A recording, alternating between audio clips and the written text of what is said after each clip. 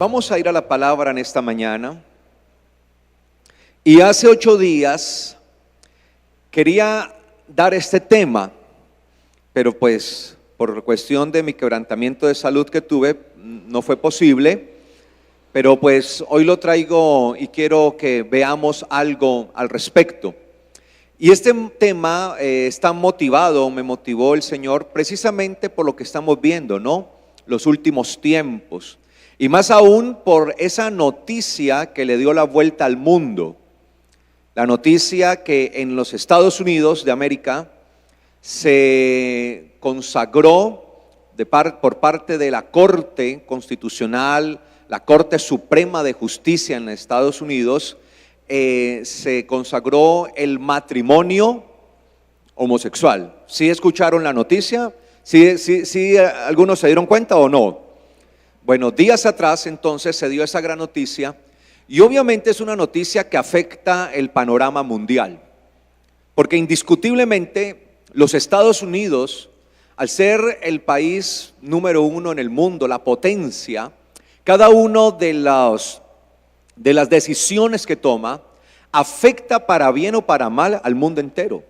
No podemos creer que Estados Unidos no tiene el poder suficiente para afectar el mundo. Estados Unidos es el país número 1 en el mundo, es la potencia mundial hasta ahora. Algunos dicen no, que es China. China está creciendo tremendamente, una manera abismal, pero aún no ha dejado Estados Unidos de ser la potencia número 1 en el mundo. Y por tanto, cada acto que se dé en Estados Unidos, de una u otra manera pesa muy fuerte en el mundo. No es lo mismo que se avalen y que la Corte Constitucional en Colombia dé el aval para los matrimonios homosexuales a que haya sido dada por la Corte Suprema de Justicia de los Estados Unidos. No es lo mismo. Estados Unidos pesa tremendamente y las decisiones que se toman allá, de una u otra manera, inclinan la balanza en las decisiones en el resto de las naciones. Muchas naciones en el mundo ya habían adoptado el matrimonio igualitario para las parejas del mismo sexo o parejas gays u homosexuales. Ya lo habían hecho países europeos, sobre todo ellos, pero faltaba de pronto que entrara al escenario un país como Estados Unidos. Y días atrás vimos la noticia. Esa fue una noticia mundial, fue tendencia en el mundo, tanto que fue lo más discutido en las redes sociales. En las redes sociales no se hablaba de otra cosa sino de eso. Fue el tema que le dio la vuelta al mundo, fue el tema más importante en ese momento y que afectó tanto las redes sociales que aún la red social más grande en el mundo, que es Facebook, ¿sí? Habilitó, no sé si usted se dio cuenta, una forma para que la foto de cada persona, de su perfil, cada persona en su perfil, pudiera ser coloreada o transformada con los colores que usan para identificarse el movimiento gay. Yo no sé si usted vio, entonces por eso usted vio que en Facebook muchas fotos aparecían coloreadas y la gente empezó a tomar eso en apoyo, como apoyando. Obviamente los colores que usa el movimiento homosexual en el mundo, pues estos colores son tomados ¿de dónde? Del arco iris. Y es lamentable que los colores que son tomados del arco iris, que el arco iris es una señal de la gran misericordia del eterno Dios, que Él estableció precisamente después de un juicio tan tremendo y terrible que vino sobre la tierra, como lo fue el diluvio. La palabra diluvio que ustedes ven allí comúnmente, ¿sí? Y que trajo esa catástrofe, que trajo esa cosa tan terrible sobre la humanidad. Y dice que el Señor estableció ahí su arco, ¿no? Lo que conocemos como arcoíris, ¿sí? Lo estableció como parte de su gran misericordia. Y lamentablemente esa señal, que es parte de su gran misericordia, hoy por hoy es paradójico, es contradictorio, ¿sí? Es usada esos colores precisamente para representar lo que es, en mi concepto, la degradación moral del ser humano. La degradación en todos sus aspectos, porque el movimiento LGBTI, ¿sí? Cada una de estas palabras indica algo, ¿no?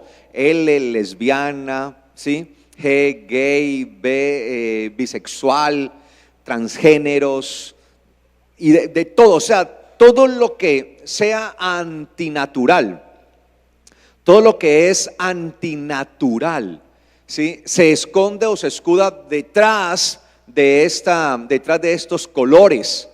Y precisamente lo antinatural y el uso de lo antinatural, parte de eso fue lo que desató la ira de Dios en los tiempos de Noé.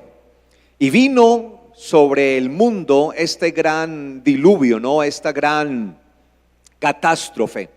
La palabra diluvio, que comúnmente está traducido así en nuestras Biblias, y en su Biblia casi siempre aparece esa palabra diluvio, ¿sí? Es la palabra Mabul.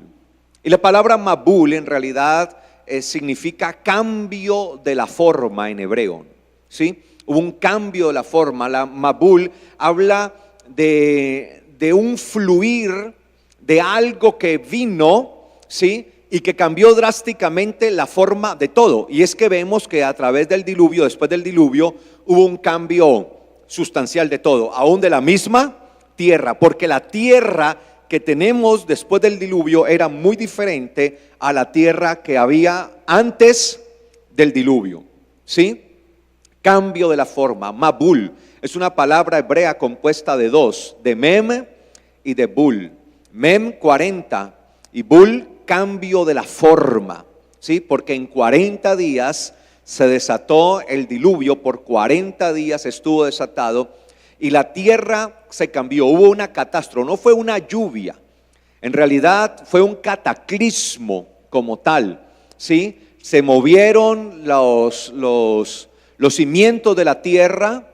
En aquel entonces, antes del diluvio, la tierra era un solo bloque, lo que era la tierra seca, la superficie, era un solo bloque y fue tan brutal, la tierra fue sometida a 40 días de catástrofe, de cataclismo, 40 días de terremotos. Imagínense que un terremoto de unos cuantos segundos a veces hace estragos y crea tsunamis y por ejemplo en el que hubo con Japón fue tan fuerte que emergió una isla.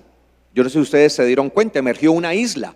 Después de ese terremoto emergió una isla y los científicos quedaron desconcertados porque la isla que emergió, la ciencia dice que solamente podría emerger al resultado de miles de millones de años. Y esto surgió en cuestión de segundos.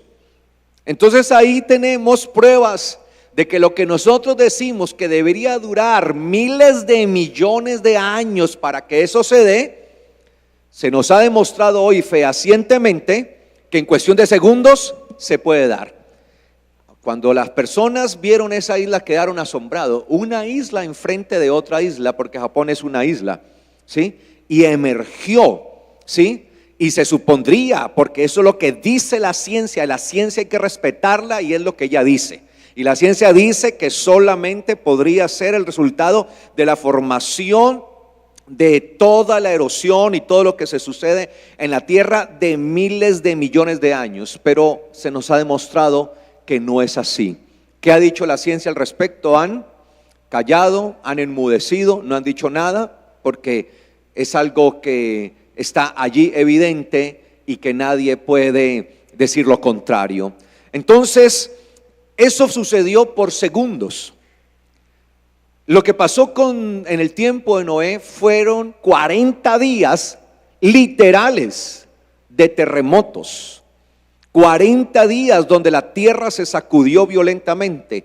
Por eso la tierra quedó cubierta de agua, porque los tsunamis cubrían las aguas, cubrían montañas, cubrían todo, y toda la topografía de la tierra quedó cambiada sustancialmente. Se quebró todo lo que podía llamarse, o lo que los científicos han llamado Pangea, ese gran cúmulo de tierra, se partió y se formaron lo que hoy por hoy conocemos como los continentes.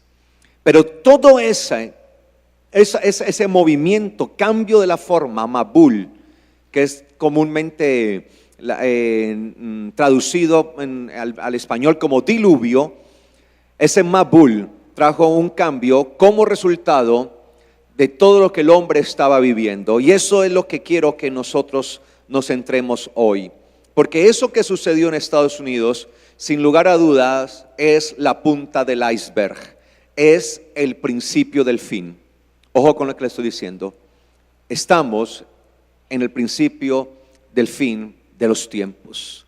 Lo que vemos ahora ya es la punta del iceberg. Ya prácticamente todo está dado.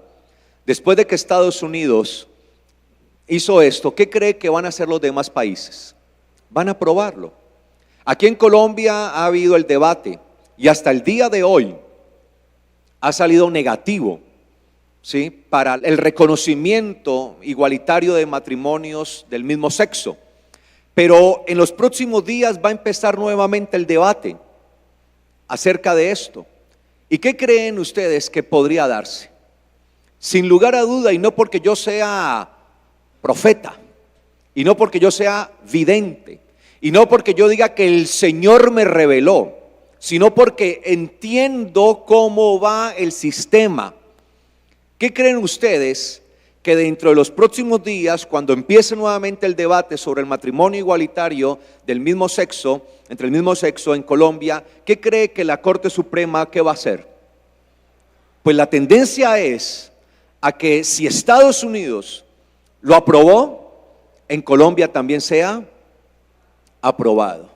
Es lo más probable, se los puedo garantizar, sin ser profeta, sin decir que Dios me reveló, sencillamente poniendo la lógica de cómo se está moviendo el mundo, y hacia eso vamos. Y el Señor Yeshua, lo que más me impacta es que hace casi 2000 años atrás, Yeshua había advertido acerca de esto. Y esa actitud de lo que Él advirtió hace 2000 años atrás, era una actitud que se veía en los tiempos de Noé. Y por eso quiero que vaya usted a su Biblia y busque en Mateo capítulo 24. Y vamos a empezar este estudio titulado Como en los tiempos de Noé. Como en los tiempos de Noé. Mateo 24, 37 al 39. Dice, ¿lo tiene?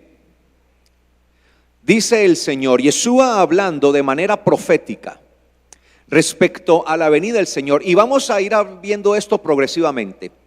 Porque cuando usted estudia el capítulo 24, todo el capítulo 24 es profético, en donde Yeshua anuncia todas las señales y todo lo que ha de venir antes de su regreso, antes de su aparición, antes de su venida. Por tanto, nosotros no podemos alegar ignorancia o desconocimiento delante del eterno Dios, porque las señales son evidentes y tiene uno que ser peor que un ciego para no quererlas ver. Y esto nos va haciendo el panorama profético y se va completando poco a poco todo lo profético. Prácticamente el mapa de lo profético está listo. Todo lo que es el rompecabezas de lo profético está listo. Solo faltan unas cuantas piezas por colocar en el rompecabezas, un rompecabezas de muchas piezas. Solamente quedan pendientes unas muy pocas para que el rompecabezas profético quede totalmente armado y el día del Señor sea una realidad en esta tierra. ¿Y cuántos esperan el día del Señor? Esperamos el día del Señor, ese momento glorioso de su aparición, de su manifestación. que no es ningún mito, que no es ninguna leyenda, que cada día, a medida que vivimos en este planeta y a medida que se van dando los hechos, nos encontramos con la realidad innegable de la verdad bíblica. Y nosotros, como hijos de Dios, tenemos que estar atentos a esa verdad. Amén. Entonces dice Mateo capítulo 24, versículo 37. Dijo el Señor, exactamente, ojo, mire, exactamente la palabra griega que él usa allí es la palabra griega que significa exacto, tal cual, igual que, de la misma forma. Exactamente como sucedió en los tiempos de ¿quién? De Noé.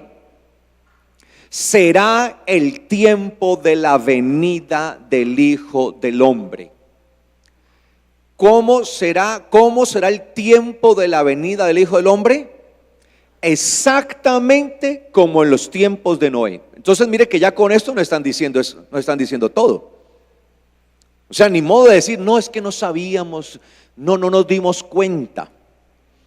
Porque el Señor está advirtiendo que su venida sería cuando la sociedad se comportara exactamente como se comportaba la sociedad del tiempo de Noé.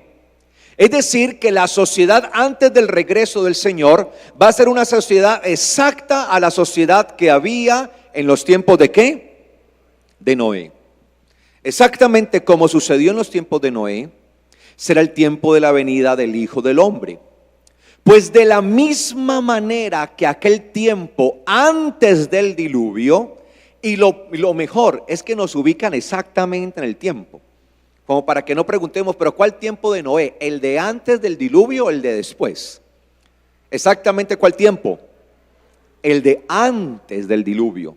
La gente que vivió antes del diluvio. Entonces nosotros tenemos que empezar a estudiar cómo era la sociedad que había en los tiempos de Noé antes del diluvio. Y ahí es donde vamos a descubrir y vamos a entender si esta sociedad se parece o si podemos decir, no, todavía falta mucho para parecernos a esa sociedad. Y ese es el trabajo que tenemos nosotros en el entendimiento de la profecía. Y dice acá, pues de la misma manera que aquel tiempo antes del diluvio, estos estaban celebrando ¿y qué? Y bebiendo. Mire, ¿cómo se encontraban? Celebrando. Bueno, más específicamente, si lo quisiéramos tener allí como bien lo traducen la mayoría de las Biblias, ¿sí? Han puesto ¿qué? Comiendo, ¿sí? Y es correcto.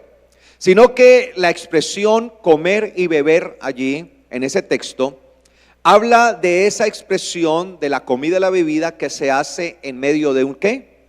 Festejo, ¿sí? Porque no es lo mismo la comida que usted se come a diario en su almuerzo, que es parte de lo que usted debe ingerir para tener la fuerza necesaria en su cuerpo, a ese tipo de comidas de juergas, ese tipo de comidas de celebraciones, de fiestas.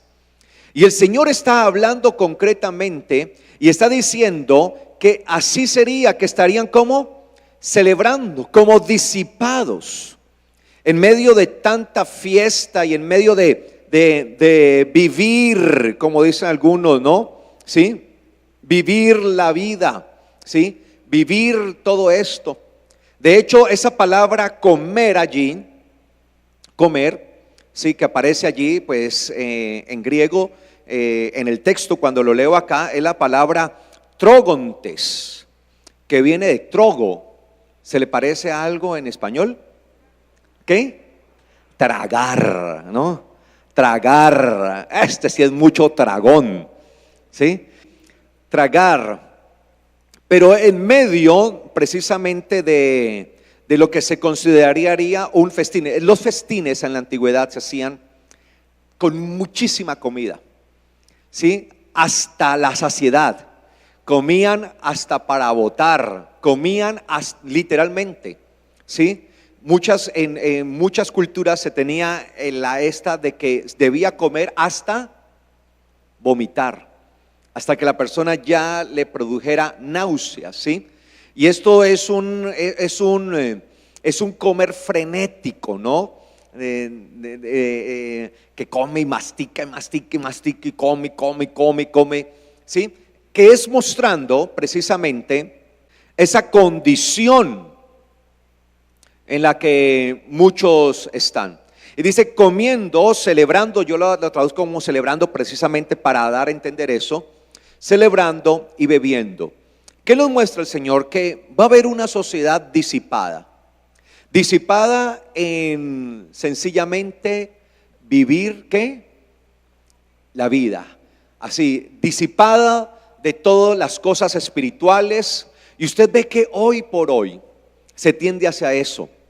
Uno ve que hoy la sociedad es dada hacia eso, ¿no? No, es que la vida hay que disfrutarla y eso hay que ir es de rumba en rumba y una cantidad de cosas y la gente y vamos es a rumbear y la gente piensa en eso. Y eso no es solamente un contexto en Cali, porque pensamos que Cali es una ciudad muy rumbera y que eso se da solamente acá, no. Hoy por hoy usted ve que cada día se hacen más y más y más fiestas y eso va ganando mucho poder y fiestas y vamos a la fiesta y la electrónica y que yo no sé qué y eso la gente y eso ve uno multitudes y la gente solamente quiere estar de fiesta en fiesta, de rumba en rumba y piensa en eso. Y esto no era un pensamiento hace años atrás, hace 100 años ese no era el pensamiento. Los abuelos no pensaban de estar de rumba en rumba. Hace 100 años no era el pensamiento esto. No veía uno, sí, se hacían ciertas celebraciones. Pero hoy pareciera que la conciencia es esta.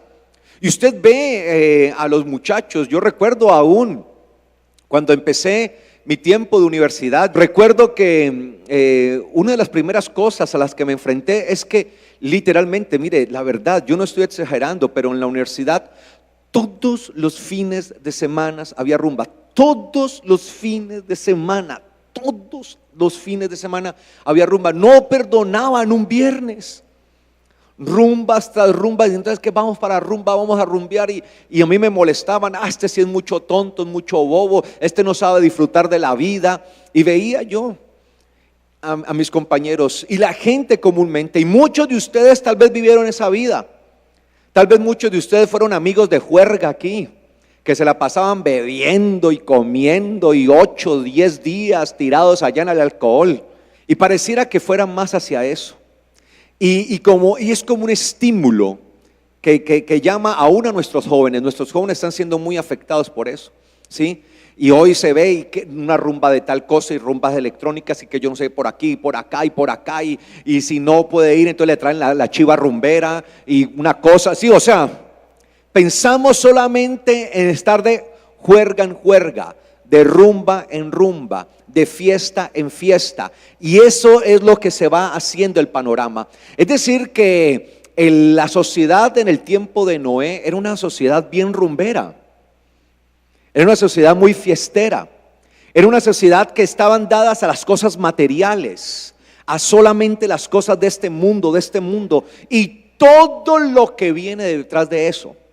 Porque en medio de todas esas juergas, en medio de todas esas locuras que vienen, mire que en estos días veía un informe, por ejemplo, en la costa atlántica, como miles se han encendido las alarmas. Y de hecho en Cartagena, no sé si usted se dio cuenta esta semana, en Cartagena salió una ley que dicta la prohibición de bailes sexuales y la champeta y toda esa cosa, pues todo eso que hacen para menores de edad. Se dieron cuenta que en Cartagena esta semana salió la ley, en Cartagena, porque están asociadas los miles de casos de embarazos de niñas entre los 12 y 17 años. Se disparó se creció el año pasado, eso se creció de manera desbordante.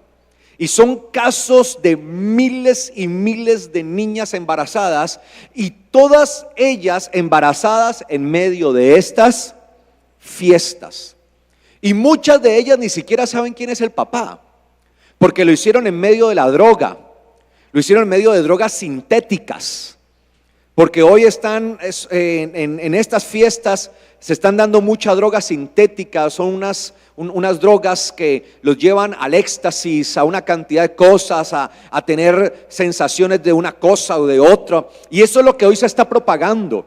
Y usted ve eso y quieren más y más y más y más. Y es una naturaleza, parece que hoy es la naturaleza animal y bestial del ser humano, que solamente quiere permanecer en eso y quiere estar allí, y parece que ese fuera su momento, su mundo, y se vuelven locos las personas. Y se celebran estas cosas y parece que allí en medio de estas fiestas se desinhiben tanto mujeres como hombres. Yo no sé si usted se dio cuenta que días atrás yo publiqué a través de mi Facebook, ¿sí? Eso salió por varios medios de comunicación, como en Colombia, desde Colombia se desarrolló una cuestión que le han llamado la ruleta sexual. La ruleta sexual. Y cómo en medio de estas fiestas alocadas, que se hacen cada 8 días constantemente, no perdonan pues, en medio de estas fiestas, los jovencitos, los niños, los jovencitos, con las jovencitas, practican sexo de manera irresponsable, ¿sí? Y las niñas se ponen en fila o se ponen en hilera totalmente desnudas, y los muchachos detrás de ellas, y cada uno va penetrando a una por una, la va penetrando sexual, ¿sí? La va penetrando sexualmente así, y así el que más resista. Y así muchas terminan en embarazo, y lo más trágico, con enfermedades venéreas. ¿A dónde estamos llegando? Es decir, que detrás de ese comer y beber se da una depravación terrible en todas estas cosas. Hay depravación, porque lo mezclan con alcohol, con drogas, una cantidad de cosas, y esto está llevando a la debacle moral, está llevando a una caída moral. Y por eso usted ve que hoy nuestros jovencitos experimentan el sexo a muy temprana edad, ¿sí? Es algo tremendo. No sé si me estoy dando a entender. Ahora, detrás de todo ese comportamiento, ¿qué más sigue? Dice acá: estos estaban celebrando, comiendo, bebiendo de manera desaforada, ¿no? Es algo desaforado, no atragantándose, hasta no dar más. Celebrando y bebiendo, comiendo y bebiendo. Ojo, casándose y ¿qué? Y dándose en matrimonio o en casamiento, como dicen otras versiones, en matrimonio o en casamiento, hasta el día en que Noé entró en el arca. Y no se dieron cuenta hasta que el diluvio llegó y arrasó con todos. De la misma manera será en la venida del Hijo del Hombre. Y me llama poderosamente la atención las dos expresiones que usó el Señor allí: casándose y dándose en casamiento o en matrimonio. La pregunta que uno se tiene que hacer es: ¿por qué el Señor usó estos dos términos? ¿Por qué no usó uno solo? La respuesta es que usó los dos términos porque Él quiere hacer una diferencia entre lo uno y lo otro. Porque si bien hubiera podido usar uno solo de los términos, pero al usar los dos términos es porque quiere marcar la diferencia que hay entre lo uno y lo otro. Cuando nosotros vemos la palabra casándose en el texto que está allí en su Biblia, ya en el texto griego en que está escrito esa palabra, la palabra casándose, esa palabra se traduce del griego gamuntes, la cual deriva o viene de la palabra gameo. Y gameo en griego literalmente significa unión marital o casamiento de cualquier sexo. Ojo, unión marital o casamiento ¿de qué? De cualquier sexo. Si bien gameo significa una unión marital entre hombre y mujer, porque eso es lo que significa, también gameo acepta la misma unión entre un hombre y una mujer. Por eso Jesús hubiera podido decir solamente casándose y ya. Pero cuando usan las dos expresiones es porque la primera la lleva a un énfasis. Es decir, que la primera debe entenderse con el énfasis de matrimonio o unión marital entre el mismo sexo. Quiere decir que para el tiempo de Noé, escúcheme bien, ya en ese entonces había uniones maritales entre homosexuales. Eso no es nuevo. Eso no es nuevo. Esta sociedad simplemente es la repetición de la sociedad antediluviana o antes del diluvio. No anti, ¿no? Sino antediluviana, porque es antes del diluvio. Eso es lo que muestra gameo. Y así es la palabra griega.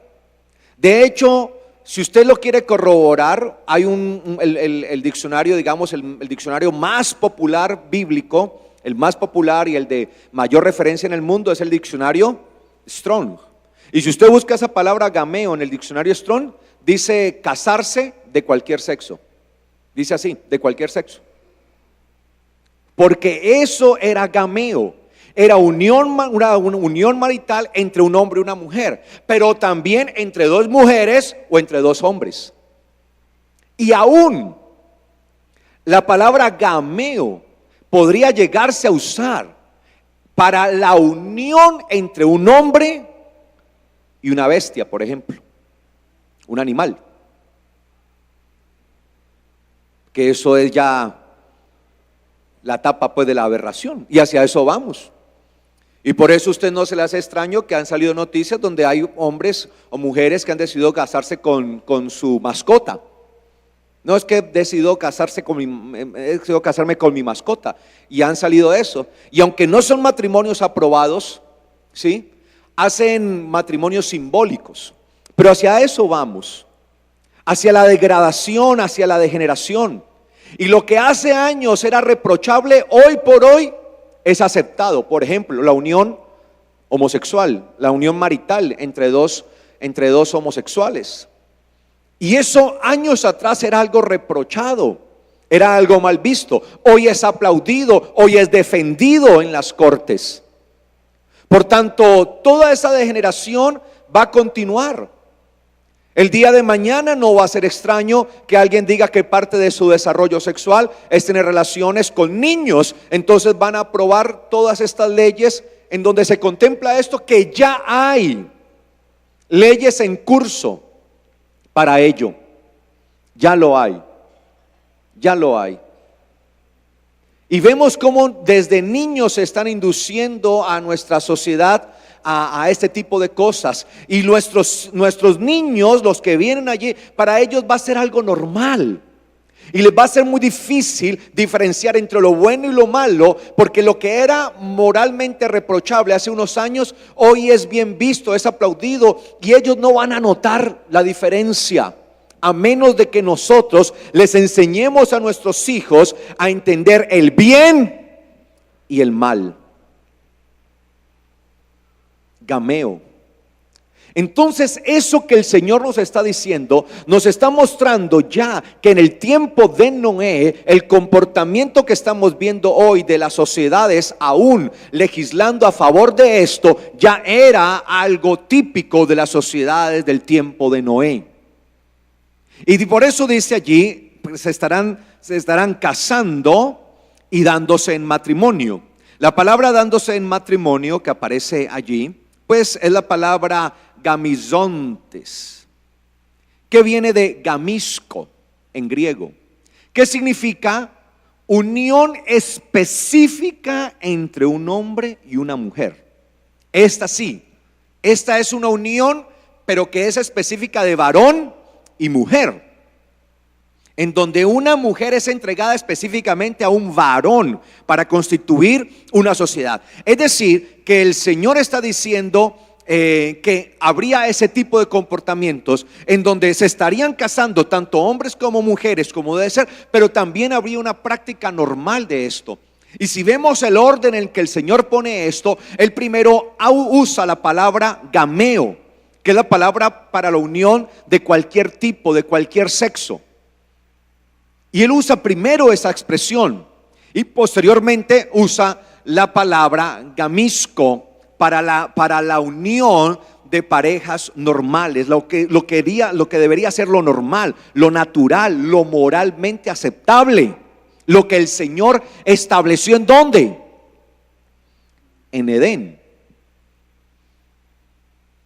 Ahora, yo no estoy aquí para hablar en contra del homosexualismo o a favor o no. Simplemente estoy para enseñar lo que dicen las Escrituras. Ya cada uno lo tomará si está en contra o a favor. Pero cuando el eterno Dios creó al varón y la mujer. Y eso es lo natural. Y cuando nosotros nos enfrentamos a esa verdad, tenemos que empezar por aceptar la voluntad de Dios. El eterno Dios decidió poner mi alma en un cuerpo ¿de qué? De varón, en mi caso. Por lo tanto, si la voluntad del eterno Dios fue que mi alma, que es asexual, porque no hay almas varones y almas hembras, por eso yo no puedo decir, ay, es que estoy en cuerpo ajeno, es que Dios me puso en un cuerpo que no era. No hay un alma que sea femenina y un alma que sea masculina. El alma es asexual. Por tanto, cuando el eterno Dios puso mi alma en este cuerpo, lo puso en un cuerpo de varón. Desde ahí el eterno Dios me está indicando su voluntad. Y su voluntad es que yo me refleje y que yo actúe como ¿qué? Como varón. Por tanto, es la aceptación de la voluntad del eterno Dios. El eterno Dios puso mi alma en este cuerpo de varón. ¿Cómo debo comportarme? Como varón debo empezar por aceptar la voluntad de Dios, la voluntad primaria del eterno Dios, que Él decidió que mi alma estuviera en un cuerpo de varón. Así como el alma de las mujeres, en el caso de mi esposa, su alma fue puesto en un cuerpo ¿de qué? De mujer. ¿Cómo debe comportarse ella? Como mujer, aceptar la voluntad de Dios. Pero si yo empiezo a decir no, a no aceptarlo, a ir en contra, ya le estoy diciendo, no me importa tu voluntad, no me importa que me hayas puesto en un cuerpo de varón, yo quiero comportarme como mujer. Desde allí ya estoy invalidando la voluntad del Padre eterno.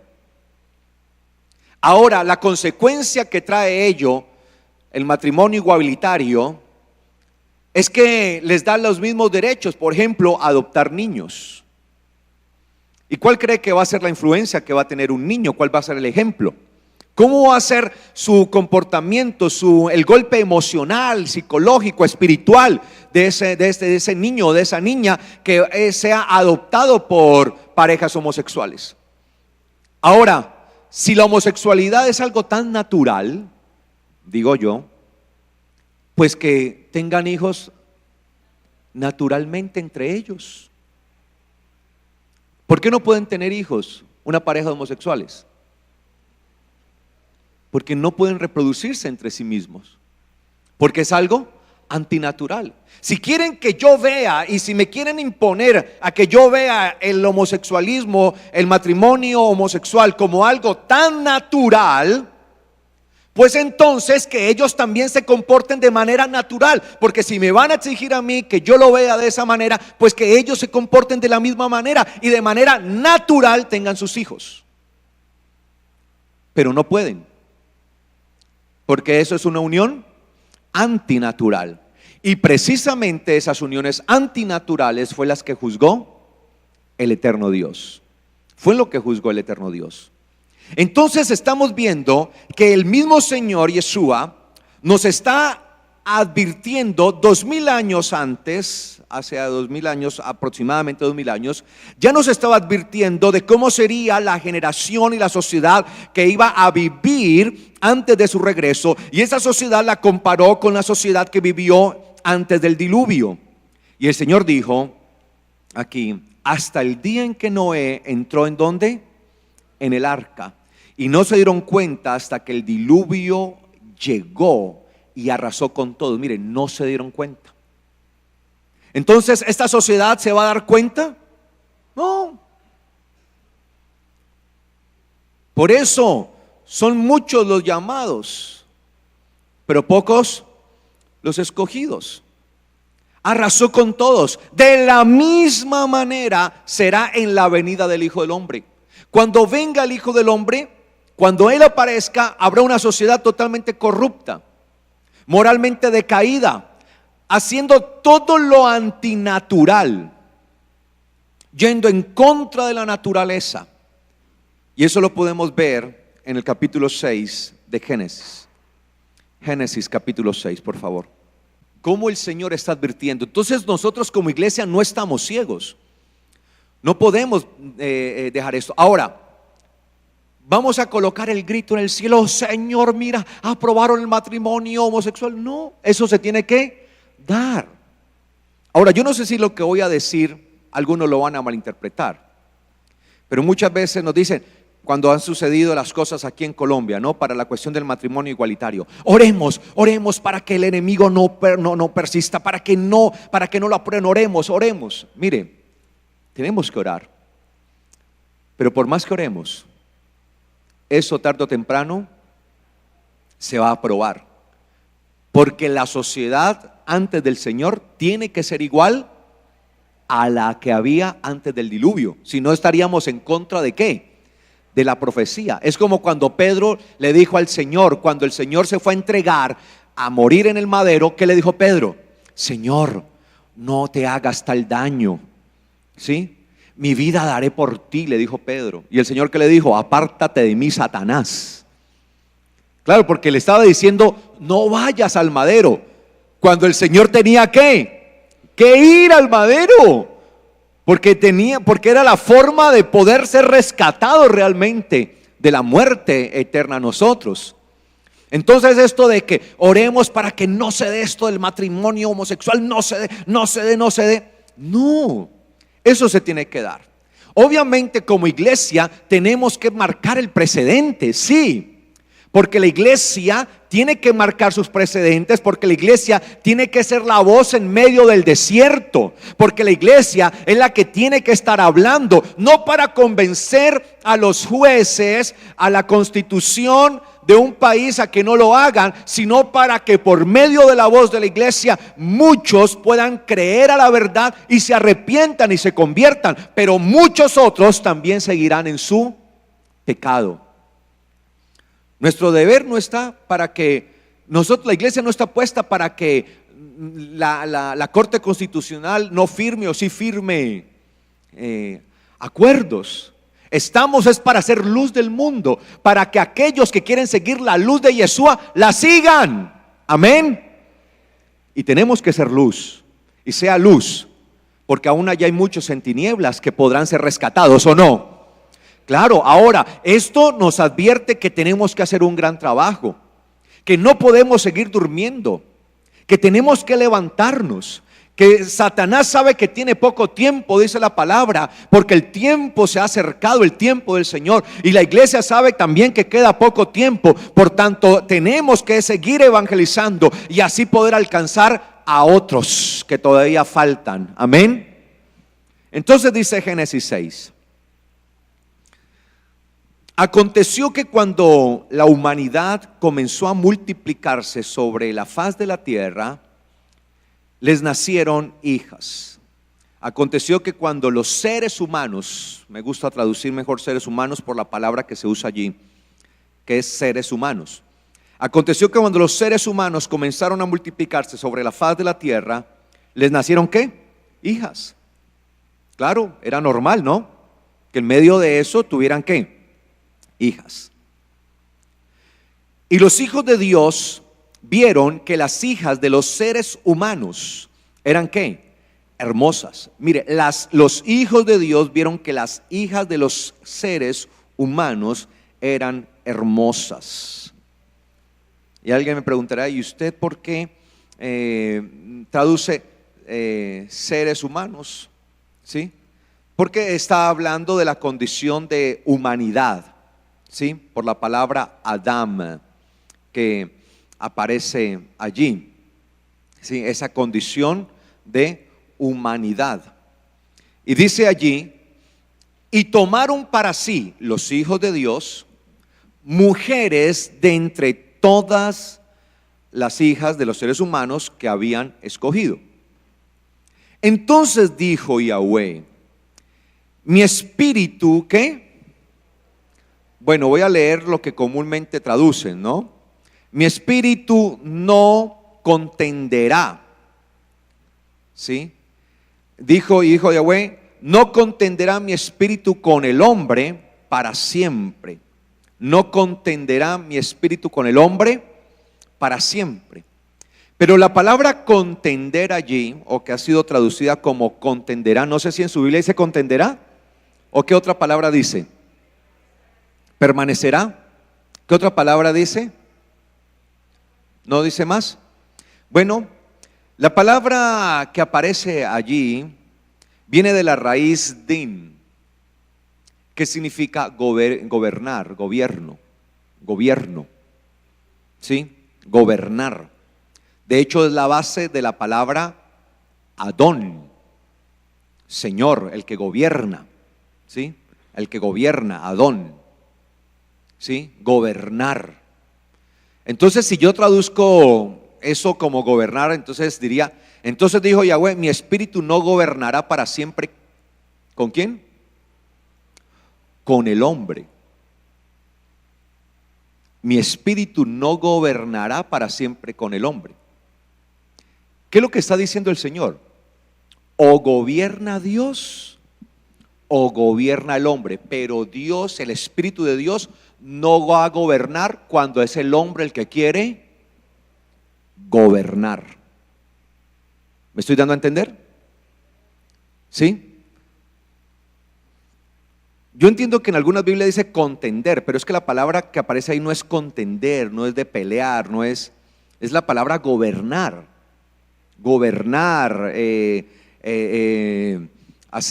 tener señorío, Y lo que está diciendo es, mi espíritu no gobernará siempre, o sea, juntamente ahí por todo el tiempo, juntamente con el hombre. Porque o gobierna Dios o gobierna el hombre, pero una de dos.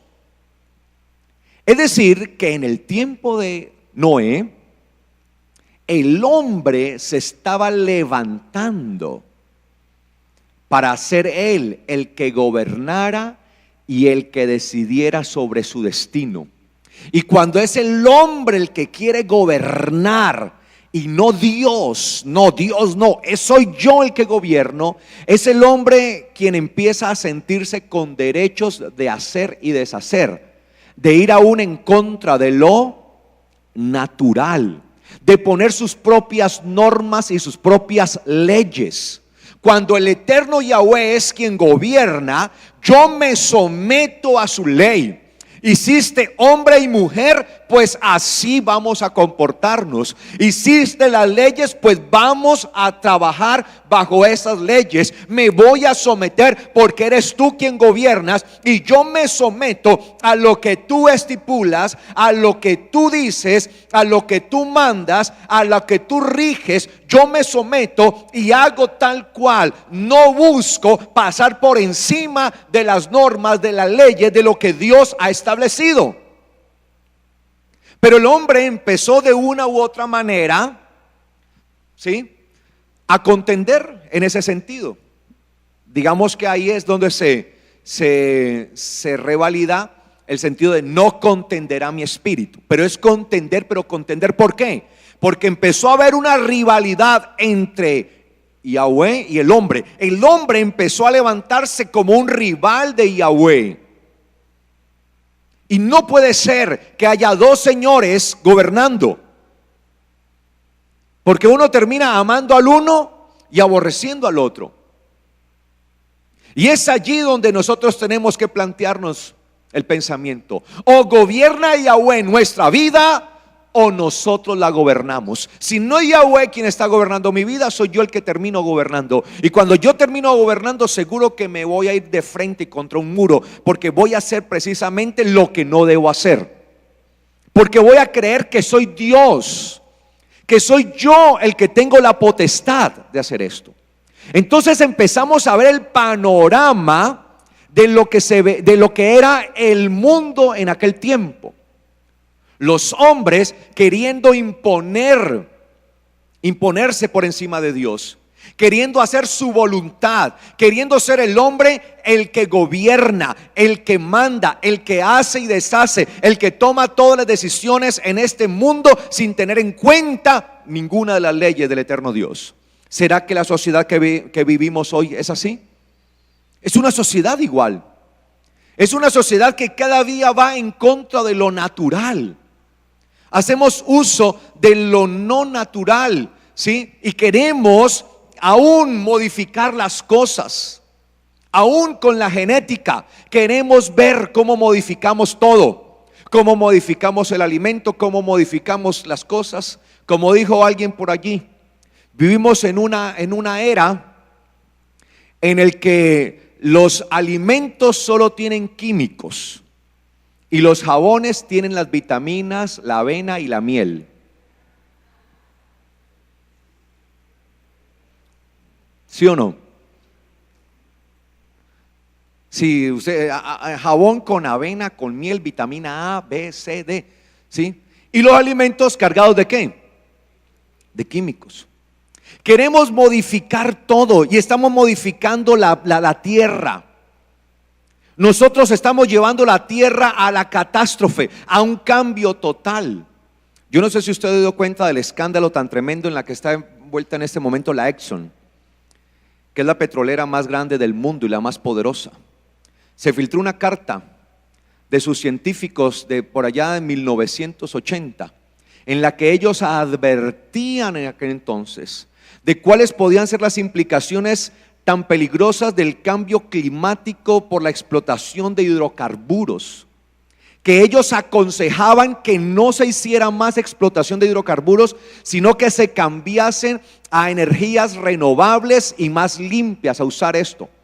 Pero como la Exxon tomó ese informe, lo ignoró y más bien constituyó a un equipo de supuestos científicos a los que para entonces les pagó o le invirtió en ellos $30 millones para que sacaran estudios en los que demostraran que la explotación de hidrocarburos no afectaba para nada el entorno en la tierra, ni su clima, ni nada de esto, para poder sacar todas esas reservas millonarias que vean allí. Se filtró en esta semana ese documento y eso ha sido el escándalo más grande.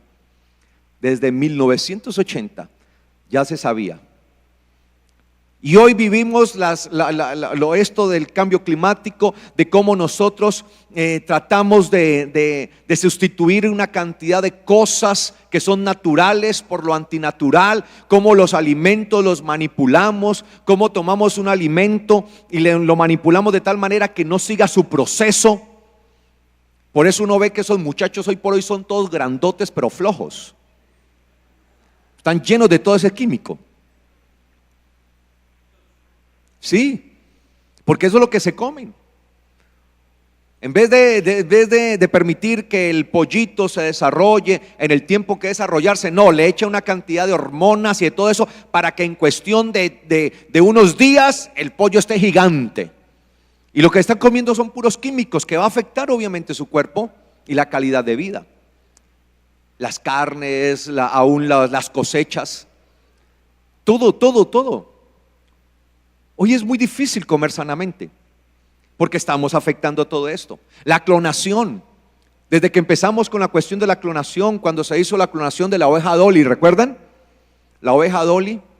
Y a partir de ahí empezamos a jugar a ser dioses. podemos clonar, podemos hacer nuestras propias ovejas, podemos hacerlo de esto, podemos hacer aquello, podemos modificar al ser humano, podemos hacer aquello y por acá y por allá. Y empezamos a experimentar y a meternos en campos donde no se nos es permitido.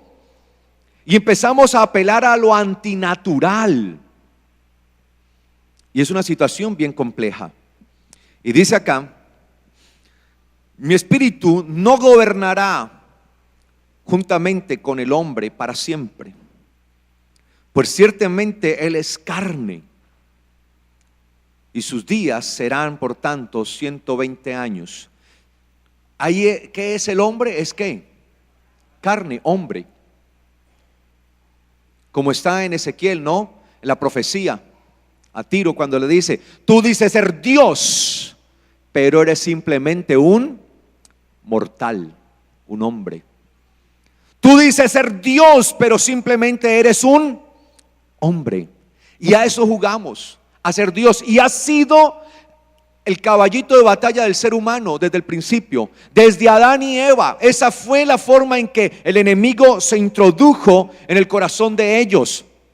Con que Dios les ha dicho que no coman de ningún árbol del huerto, le dijo el enemigo a ellos.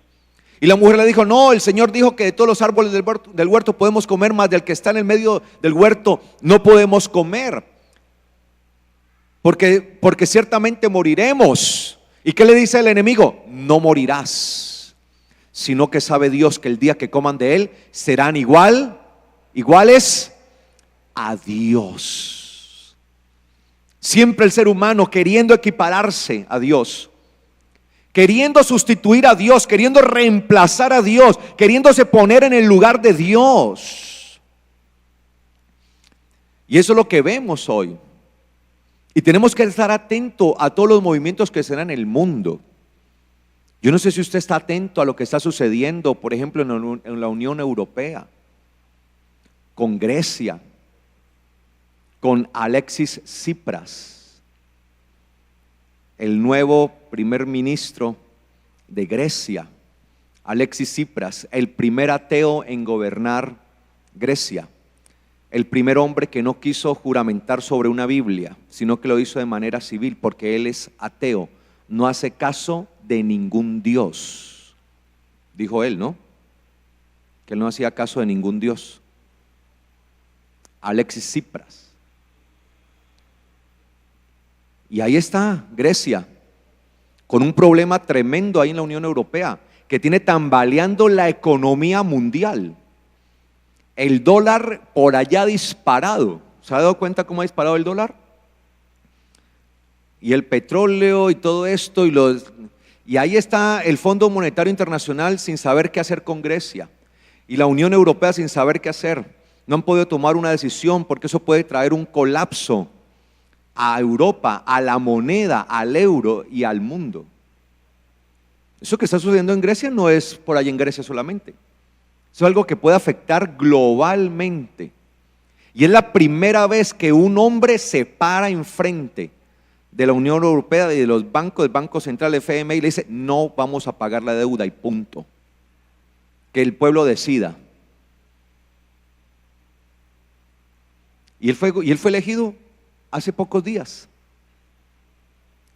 Fue elegido como la solución al problema de Grecia.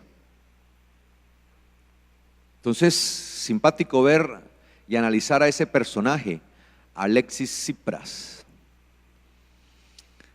Pero ese no es el tema de hoy. Sigue diciendo acá: para aquel entonces había Nefilim sobre la tierra, después de que los hijos de Dios se juntaron con las hijas de los hombres o de los seres humanos.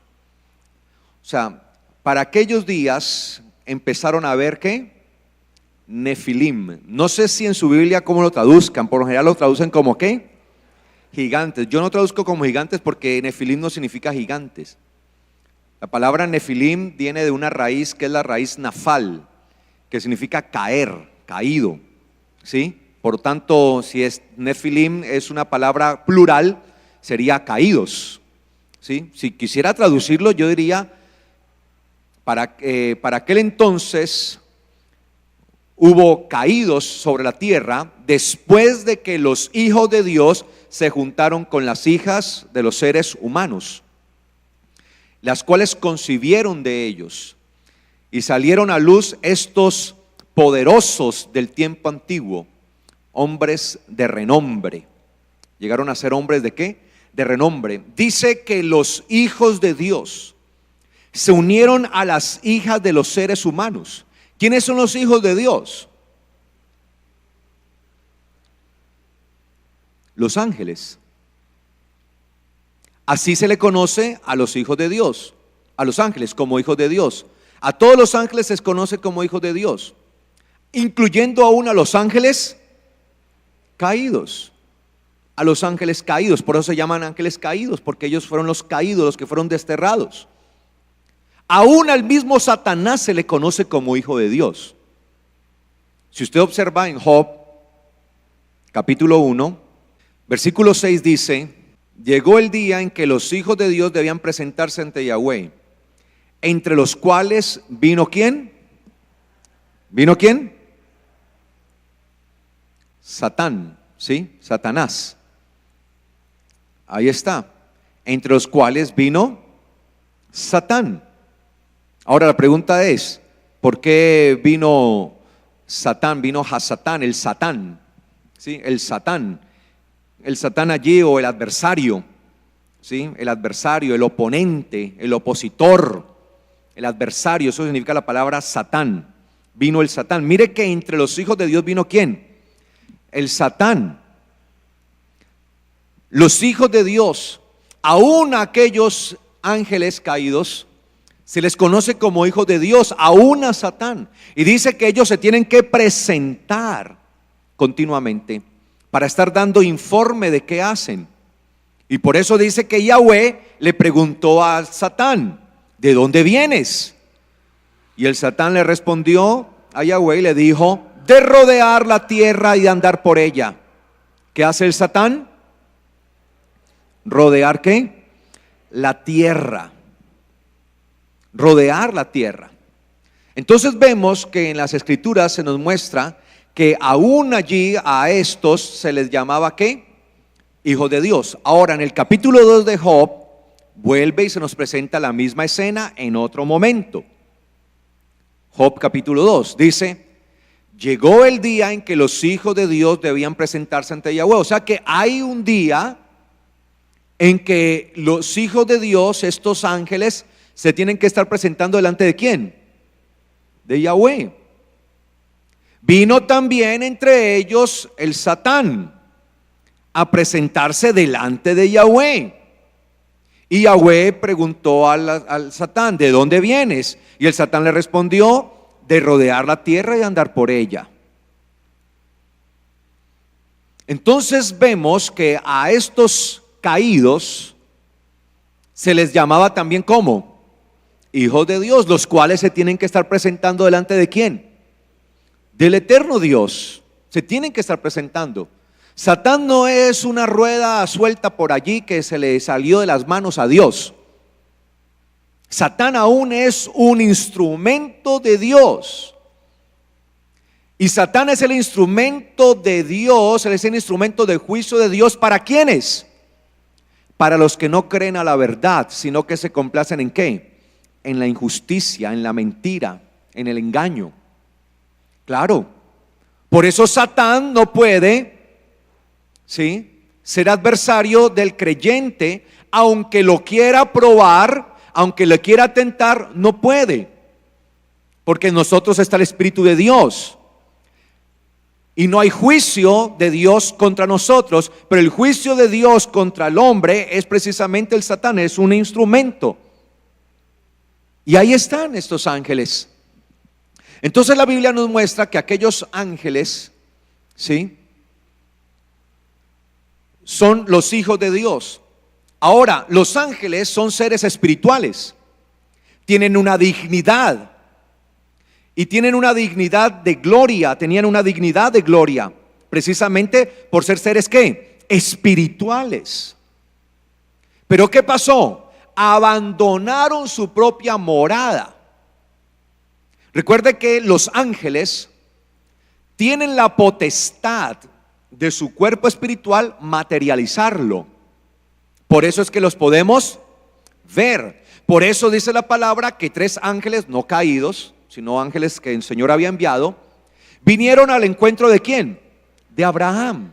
Y Abraham los vio venir por el camino. Y cuando los vio venir por el camino, salió ante ellos y le dijo: señores, vengan a mi tienda, entren y descansen. Y llamó a su esposa Sara y llamó a sus siervos: por favor, preparen comida para estos invitados. Y dice que les sirvió la mesa y comieron juntamente con Abraham. ¿Y por qué Abraham hizo esto? Porque él estaba viendo ¿a qué? A 3 seres humanos. Es decir, tres ángeles que habían tomado forma ¿de qué? De ser humano. La forma de nosotros poder ver los ángeles es que ellos tomen ¿qué? Forma de ser humano. Por eso cuando 2 de estos 3 ángeles llegaron ¿a dónde? A Sodoma, a Gomorra. Ya cuando llegaron a Sodoma, dice que los habitantes de Sodoma intentaron violarlos. ¿Estaban viendo 2 ángeles? Hacían violencia contra los forasteros. Se aprovechaban del extranjero, del forastero que pasaban por ahí para violarlo. Mire la degradación a la que habían llegado en aquel entonces. Entonces veían al forastero que tenía que pasar, que tenía que cruzar por aquella ciudad, y se aprovechaban de él y lo violaban. Y por eso fueron a la casa de Lot diciéndole: entréganos a los 2 hombres que están allí, entréganos. Y querían violarlos, porque ellos no estaban viendo 2 ángeles, estaban viendo 2 ¿qué? 2 seres humanos. Porque el cuerpo angelical tiene la capacidad y la potestad ¿de qué? De materializarse. Pero la gloria del cuerpo angelical es lo espiritual. Ellos no fueron hechos para estar materializados. Se materializaban cuando recibían una orden de parte del eterno Dios de venir y entrar a esta tierra, entrar a este mundo. Cuando un ángel se materializa, cuando recibe la orden de parte de Dios de entrar a este mundo para traer un mensaje. Por eso la palabra ángel, malach en hebreo, significa mensajero. Malach en hebreo, mensajero. Porque venía a traer un mensaje, y lo hacían tomando forma de hombre, de ser humano. Y estos ángeles lo habían hecho así. Por eso, cuando estos ángeles vieron a las hijas de los seres humanos, las codiciaron, las desearon, estos ángeles caídos. Pero a pesar de estar caídos, tenían una dignidad. Su dignidad era tener un cuerpo ¿qué? Espiritual. Y usaron precisamente de ese poder de la dignidad espiritual que tenía capacidad de materializarse. Entonces se materializaron. Y al materializarse tomaron para sí ¿qué? Mujeres, porque al materializarse toman toda la composición de un ser humano. Y al materializarse, entonces tuvieron relaciones sexuales con aquellas mujeres y les engendraron hijos. Pero lo que nació de estas mujeres llegó a ser conocido como Nefilim, como los hijos de los caídos. Y esos Nefilim llegaron a ser poderosos, aquellos de renombre que sometieron a la raza humana a sus vejámenes, porque eran la mezcla y el cruce entre un ángel y una mujer. Obviamente un ángel que había tomado ¿qué? Forma humana, porque en forma espiritual no puede tomar a una mujer, porque es espíritu. Por eso se materializaron. Por eso, como lo dice la escritura, allí vamos a Pedro, a segunda de Pedro, sí, segunda de Pedro, capítulo 2, dice 2:1, dice: pero así como hubo falsos profetas entre el pueblo de Israel, también habrá falsos maestros entre ustedes, ojo, que introducirán encubiertamente doctrinas, enseñanzas destructoras, y negando así al soberano quien los adquirió, trayendo sobre sí mismos destrucción repentina. 2:2, segunda de Pedro 2:2. Y muchos irán tras las lascivias de ellos, por causa de los cuales será difamado el camino de la verdad. Y por avaricia les explotarán con palabras fingidas, sobre los cuales la sentencia pronunciada desde antiguo no está ociosa y su perdición no dormita, no duerme. Porque si Dios, porque si Dios no perdonó a los ángeles que pecaron, porque si Dios no perdonó a los ángeles que pecaron, sino que arrojándolos al abismo, los entregó a cadenas de oscuridad reservados para el juicio, y no perdonó al mundo antiguo, pero guardó ¿a quién? A Noé, el octavo pregonero de justicia, trayendo un diluvio sobre el mundo de impíos. Y condenó las ciudades de Sodoma y de Gomorra, reduciéndolas a cenizas, poniéndolas como ejemplo para los que iban a vivir impíamente. Pero libró al justo Lot cuando estaba atormentado por la conducta pervertida de los perversos.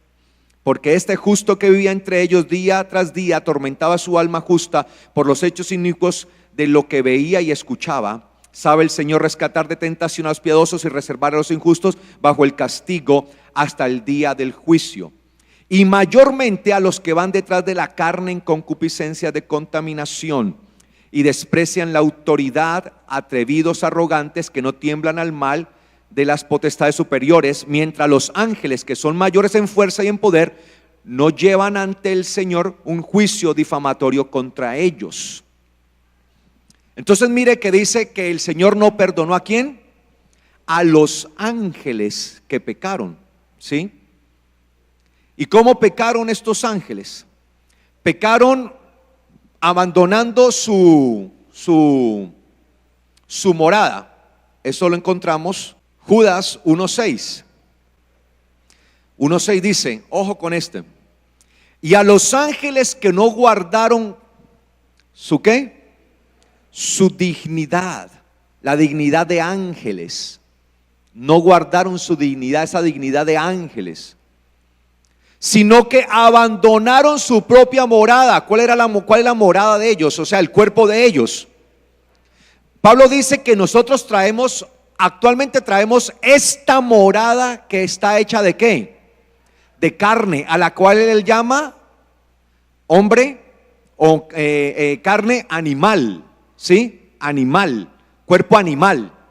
Dice, pero traeremos la imagen ¿de quién? Del celestial, a la cual llama él la morada ¿qué? Espiritual. La morada es el cuerpo. Es el cuerpo. Él dice, habitamos en este cuerpo mortal. Entonces dice, los ángeles que no guardaron su dignidad, sino que abandonaron su propia morada. Su propia morada era la morada ¿qué?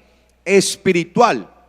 Los ha mantenido bajo oscuridad en prisiones eternas hasta el juicio del gran día, así como a Sodoma y a Gomorra y las ciudades vecinas, las cuales de la misma manera que aquellos. ¿Quiénes son aquellos? Ojo, mire, vamos a entender el texto y con esto terminamos.